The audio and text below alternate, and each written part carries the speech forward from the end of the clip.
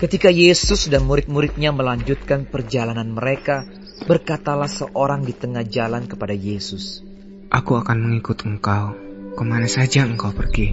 Yesus berkata kepadanya, "Serigala mempunyai liang dan burung mempunyai sarang, tetapi anak manusia tidak mempunyai tempat untuk meletakkan kepalanya." Lalu ia berkata kepada seorang lain, "Ikutlah aku." Tetapi orang itu berkata, "Izinkanlah aku pergi dahulu menguburkan Bapakku." Tetapi Yesus berkata kepadanya, "Biarlah orang mati menguburkan orang mati, tetapi engkau, pergilah dan beritakanlah kerajaan Allah di mana-mana." Dan seorang lain lagi berkata, "Aku akan mengikut engkau, Tuhan. Tetapi izinkanlah aku pamitan dahulu dengan keluargaku." Tetapi Yesus berkata, "Setiap orang yang siap untuk membajak tetapi menoleh ke belakang, tidak layak untuk kerajaan Allah."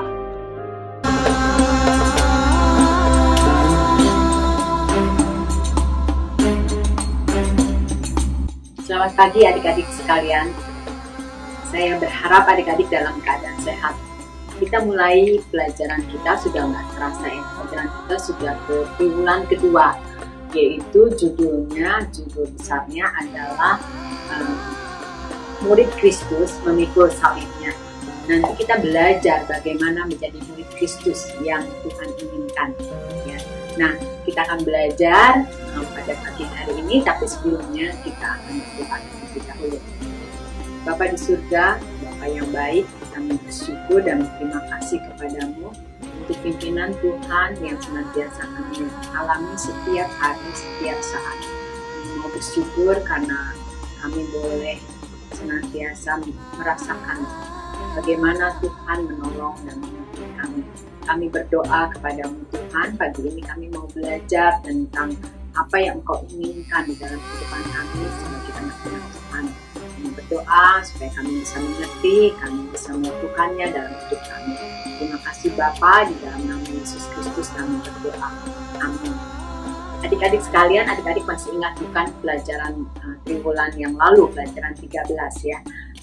Bagaimana kita harus memperlihatkan identitas kita sebagai anak-anak Tuhan, yaitu bukan dengan lambang-lambang atau bukan dengan memakai aksesoris, tetapi terlebih lagi yang kita harus perlihatkan adalah bagaimana kehidupan kita sehari-hari yang harus berbeda dengan orang-orang lain. Berkenaan dengan itu, pada minggu pagi ini kita akan belajar bagaimana sebagai anak-anak Tuhan kita harus berani untuk membayar harga, atau berani untuk berkorban, atau berani melakukan sesuatu untuk Tuhan Yesus. Nah, kita akan belajar ayatnya itu dari Lukas 9 ayat 57 sampai dengan 62. Kita akan belajar lebih detail mengenai hal ini, bagaimana kita harus siap untuk berkorban, bagaimana kita harus siap untuk membayar harganya di dalam mengikuti Yesus. Nah adik-adik, kita akan mendengarkan apa yang akan dipaparkan atau dijelaskan oleh Pastor Alex lebih detail lagi.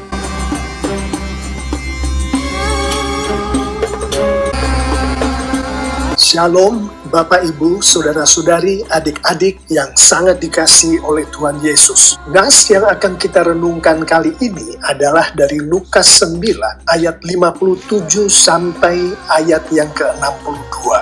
Adapun tema yang akan kita renungkan dari nas ini adalah keutamaan mengikut Yesus. Ayat emas kita adalah ayat ke-57 sampai ke-59.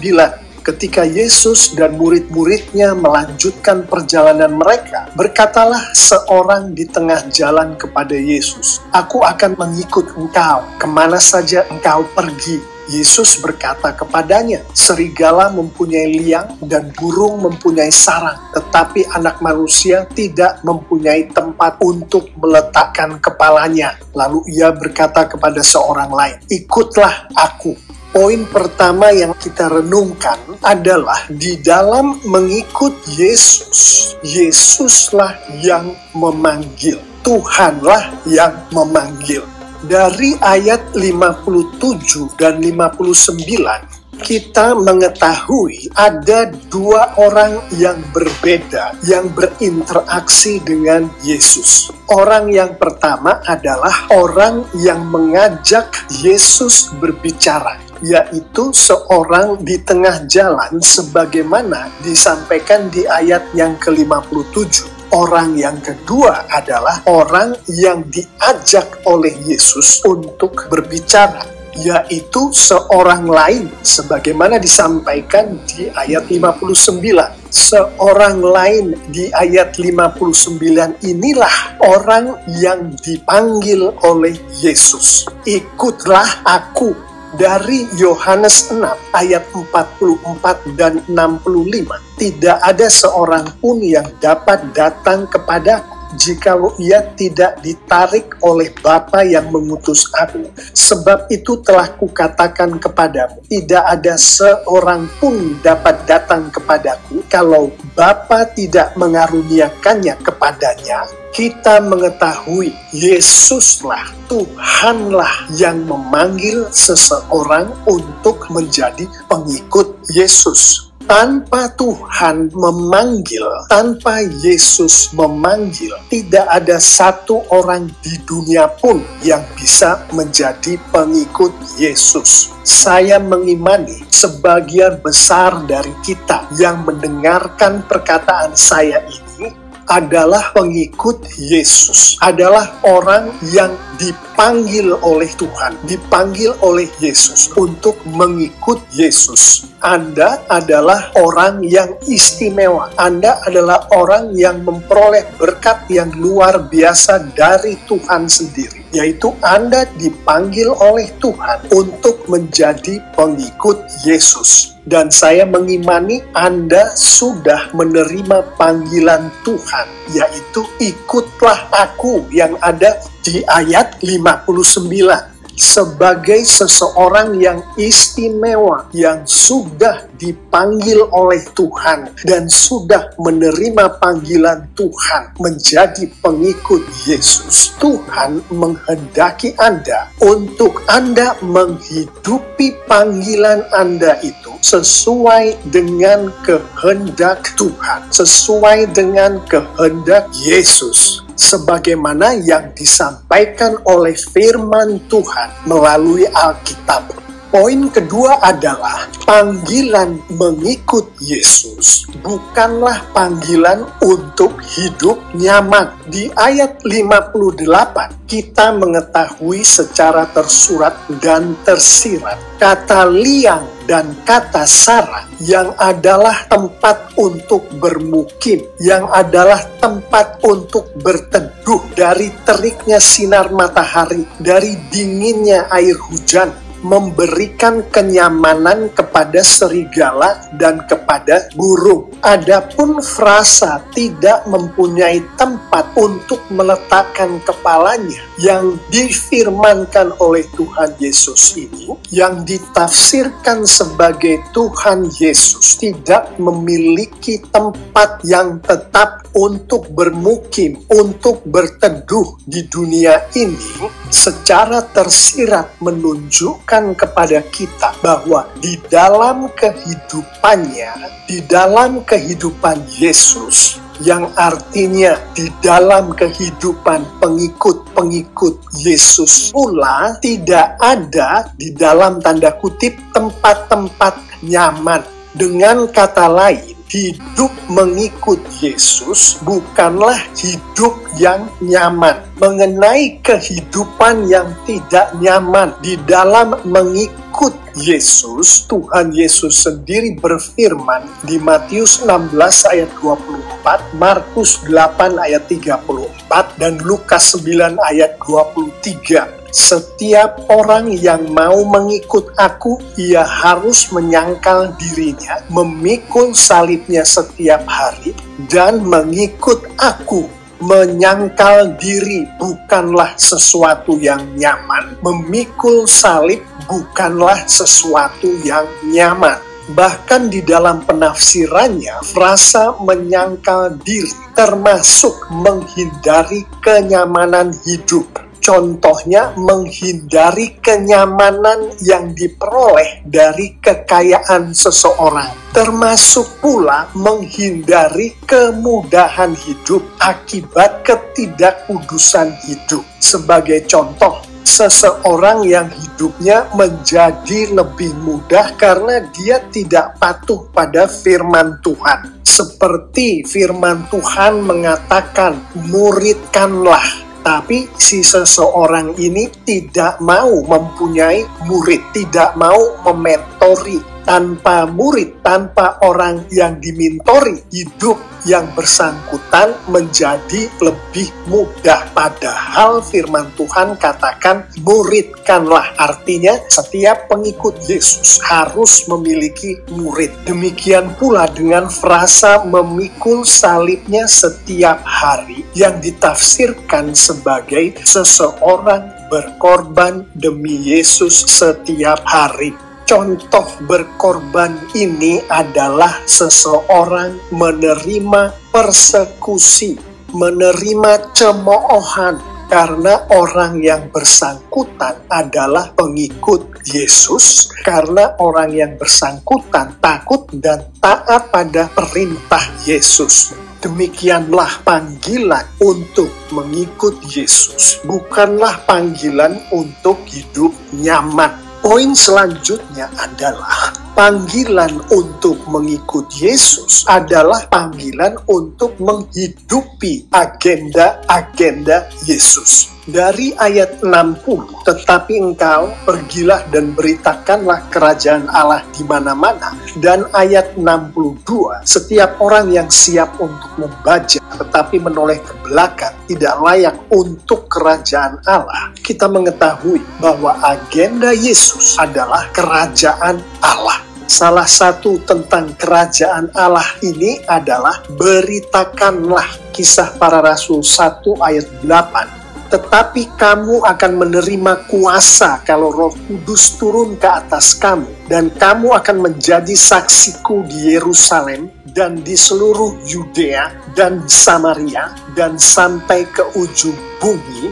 Menjelaskan salah satu bentuk dari agenda Yesus ini mengenai beritakanlah kerajaan Allah. Dari konteks Alkitab kita mengetahui bahwa agenda Yesus ini yaitu menjadi saksi Yesus, termasuk seseorang yang adalah pengikut Yesus hidup seperti Yesus hidup. Seseorang yang adalah pengikut Yesus berkata-kata akan Yesus. Dimanapun si seseorang yang adalah pengikut Yesus ini berada, baik di rumahnya sendiri, baik di kampungnya sendiri, baik di kotanya sendiri, baik di negaranya sendiri, baik dimanapun dia berada di dunia ini. Demikianlah ketiga poin mengenai keutamaan mengikut Yesus, mengenai panggilan mengikut Yesus. Saya akan menutup renungan kita kali ini dengan menambahkan beberapa poin kecil di atas ketiga poin besar tadi. 1. Panggilan mengikut Yesus adalah panggilan berkorban demi Yesus. Di ayat 60, tetapi Yesus berkata kepadanya, biarlah orang mati menguburkan orang mati, tetapi engkau pergilah dan beritakanlah kerajaan Allah di mana-mana, menunjukkan hal ini. Poinnya bukanlah orang mati menguburkan orang mati. Salah satu penafsiran dari ayat ini menunjukkan bahwa poinnya adalah seorang anak memiliki kepentingan, memiliki tugas untuk merawat orang tuanya sampai si orang tua itu mati.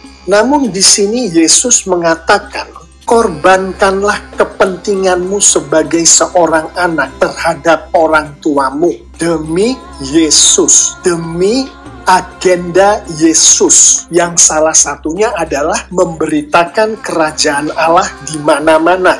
Kalau ini terjadi pada kita, bukanlah suatu hal yang nyaman untuk mengorbankan kepentingan kita sebagai seorang anak kepada orang tuanya. Namun sebagai seseorang yang dipanggil oleh Yesus untuk menjadi pengikut Yesus, Yesus menghendaki korbankanlah kepentinganmu demi aku, demi Yesus. Secara tersirat, ayat ini juga berlaku terhadap kepentingan seorang ayah, kepentingan seorang ibu terhadap anak-anaknya, kepentingan seorang direktur kepada bawahannya. Secara tersirat, ayat ini mengatakan, hai ayah, hai ibu, hai direktur, bahkan hai kamu-kamu yang memiliki kepentingan kamu masing-masing. Korbankanlah semua itu demi Yesus, demi agenda Yesus, demi kerajaan Allah. Secara tersirat, ayat ini juga menyampaikan kepada kita bukan hanya kepentingan saja yang dikorbankan demi Yesus, namun status, kepemilikan, waktu, harga diri, semua korbankanlah demi Yesus, demi agenda Yesus, demi kerajaan surga. Jelas-jelasan hal ini bukanlah sesuatu yang nyaman sebagaimana disampaikan oleh salah satu poin besar tadi. 2. Panggilan mengikut Yesus adalah panggilan bekerja keras demi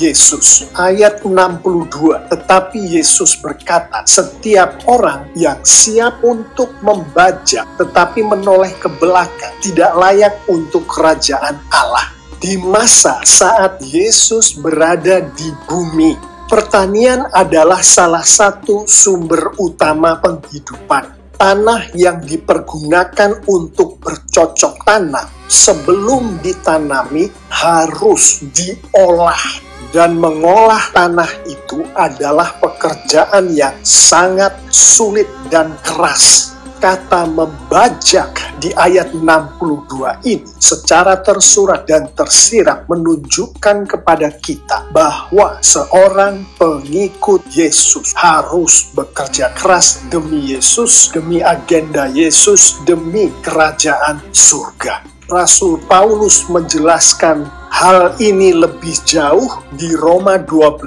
ayat 1. Karena itu saudara-saudara, demi kemurahan Allah, aku menasihatkan kamu supaya kamu mempersembahkan tubuhmu sebagai persembahan yang hidup, yang kudus, dan yang berkenan kepada Allah. Itu adalah ibadahmu yang sejati, yang mana di ayat ini firman Tuhan secara tersurat dan tersirat menunjukkan kepada kita pengikut-pengikut Yesus untuk mempersembahkan kerja keras yang dilakukan oleh bagian-bagian tubuh kita kepada Tuhan demi Yesus, demi agenda Yesus, demi kerajaan Allah. Dari konteks Alkitab akan ayat 1 Roma 12 dan ayat 62 Lukas 9 ini termasuk di dalam bekerja keras adalah memberikan yang terbaik yang bisa dihasilkan oleh tubuh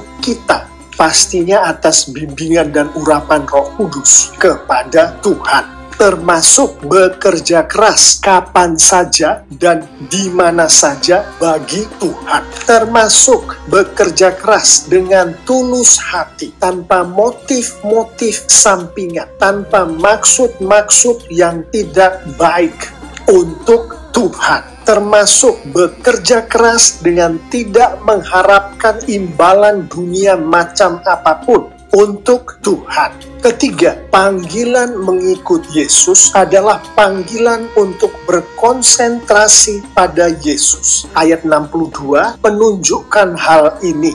Yang dikehendaki oleh Yesus adalah bagi pengikutnya untuk tidak menoleh ke belakang. Salah satu penafsiran dari frasa ini adalah untuk pengikut-pengikutnya, perhatian mereka hanya terkonsentrasi pada Yesus, pada kerajaan Allah. Di Roma 12 ayat 1 Rasul Paulus juga berkata lebih jauh mengenai hal ini, yaitu perhatian seseorang, konsentrasi seseorang, pikiran seseorang, yang diproduksi oleh tubuh seseorang itu haruslah dipersembahkan kepada Tuhan. Secara tersirat pula dari konteks Alkitab, termasuk dari ayat 1 Roma 12 dan ayat 62 Lukas 9 tadi, di dalam memberikan perhatian yang sepenuhnya terkonsentrasi pada Tuhan, pada Yesus ini adalah termasuk tidak memikirkan kepentingan diri sendiri. Termasuk pula tidak memikirkan kepentingan kelompok atau golongan sendiri. Yang mana bagi seseorang yang harus memikirkan kebutuhan keluarganya, kebutuhan hidup dirinya sendiri adalah hal yang tidak nyaman. Namun yang dikehendaki oleh Yesus adalah janganlah perhatianmu terkonsentrasi pada kepentingan keluargamu, dirimu, kelompokmu, tapi terkonsentrasilah padaku, pada kepentingan kerajaan Allah. Dengan jelas di sini firman Tuhan mengatakan kerja keras yang adalah bagian dari tubuh. Konsentrasimu, perhatianmu yang adalah bagian dari tubuhmu, berikanlah seluruhnya itu kepada Tuhan. Persembahkanlah semuanya itu pada Yesus demi agenda Yesus, demi kerajaan Allah. Demikianlah mengikut Yesus yang sesungguhnya itu. Panggilan mengikut Yesus yang sesungguhnya itu. Mari kita akhiri renungan kita kali ini dengan beberapa penerapan. Saya akan mendahului penerapan-penerapan ini dengan kita semua merenungkan beberapa pertanyaan berikut. Seberapa menghargainya kita akan panggilan Tuhan yang disampaikan sendiri oleh Tuhan melalui Roh Kudus-Nya, yaitu ikutlah aku. Kalau bos kita di tempat pekerjaan kita saja memanggil kita, menugaskan sesuatu kepada kita, kita mengikuti itu dengan patuh. Kita sangat menghargai pemanggilan atau penugasan dari bos kita itu, apalagi terhadap Tuhan yang menciptakan kita. Seberapa menghargainya kita akan panggilan Tuhan di dalam kehidupan kita, yaitu untuk menjadi pengikut Yesus. Pertanyaan selanjutnya, untuk memberikan kesaksian kepada seluruh dunia akan Tuhan kita, di dalam kita mengikuti, memenuhi panggilan dari Tuhan itu, apakah kita melakukannya dengan memilih jalan-jalan, memilih cara-cara yang membuat diri kita nyaman, atau kita melakukannya dengan menyerahkan diri kita kepada bimbingan dan urapan Roh Kudus, yaitu kita mengikuti jalan dan cara-cara yang dikehendaki oleh Yesus, yaitu memikul salib, yaitu berkorban bagi Yesus. Pertanyaan selanjutnya bagi kita yang adalah pengikut Yesus yang sejati, di dalam kita berkorban bagi Yesus, seberapa banyakkah kita rela berkorban itu? Seberapa banyakkah kita rela berkorban dalam bentuk waktu, kekayaan, keberadaan demi Yesus, demi kerajaan Allah? Dari Alkitab kita mengetahui bahwa salah satu agenda kerajaan Allah yang Tuhan Yesus kehendaki pengikut-pengikutnya untuk melakukan adalah sebagaimana difirmankan oleh Tuhan Yesus sendiri di Matius 28 ayat 19 dan 20, yaitu amanat agung Tuhan Yesus. Karena itu pergilah, jadikanlah semua bangsa muridku dan baptislah mereka dalam nama Bapa dan Anak dan Roh Kudus, dan ajarlah mereka melakukan segala sesuatu yang telah kuperintahkan kepadamu. Yang penafsirannya adalah Tuhan Yesus mengamanatkan pengikut-pengikutnya untuk menjangkau, untuk menginjili, untuk mengajar, untuk memuridkan, untuk melayani sebagai bagian dari panggilan Tuhan kepada pengikut-pengikutnya. pengikut Yesus. Dari pertanyaan-pertanyaan yang kita renungkan di atas tadi dan amanat agung Tuhan Yesus ini, maka penerapan pertama bagi kita yang adalah pengikut Yesus yang sejati, selalu berdoalah meminta urapan dan bantuan dari Roh Kudus, sehingga Roh Kudus selalu berkenan membimbing kita untuk kita mempersembahkan diri kita untuk dipakai Tuhan melakukan penjangkauan, penginjilan, pengajaran, pemuritan, dan pelayanan. Dan penerapan terakhir untuk renungan kita kali ini adalah berdoalah selalu meminta urapan dan bantuan dari Roh Kudus, sehingga Roh Kudus selalu berkenan memampukan kita untuk berkorban demi Yesus, bekerja keras demi Yesus, berkonsentrasi pada Yesus dalam kita menyerahkan diri kita melakukan penjangkauan, penginjilan, pengajaran, pemuritan, dan pelayanan demi Yesus, demi kerajaan Allah. Demikianlah Bapak, Ibu, Saudara-saudari, adik-adik yang sangat dikasihi oleh Tuhan Yesus, renungan kita kali ini. Saya mengimani dengan kita menghidupi firman Tuhan ini lengkap dengan penerapan-penerapannya, Tuhan kita semakin dipermuliakan. Alkitab menunjukkan secara tersurat dan tersirat, anak-anak Tuhan yang memuliakan Tuhan semakin diberkati oleh Tuhan. Amin.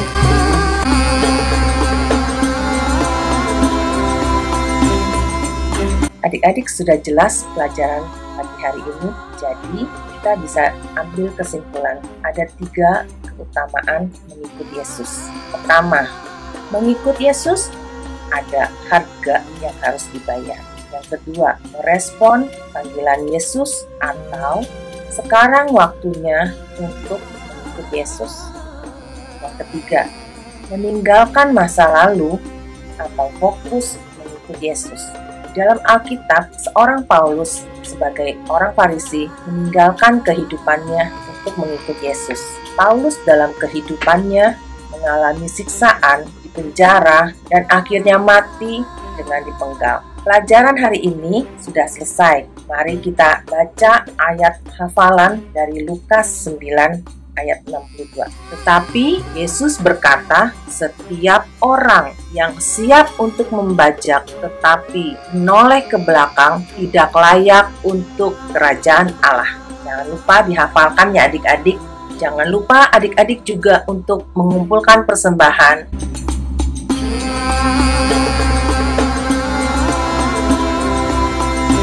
Pelajaran hari ini sudah selesai. Mari kita berdoa. Bersyukur kepadamu Tuhan Yesus untuk pelajaran pagi hari ini.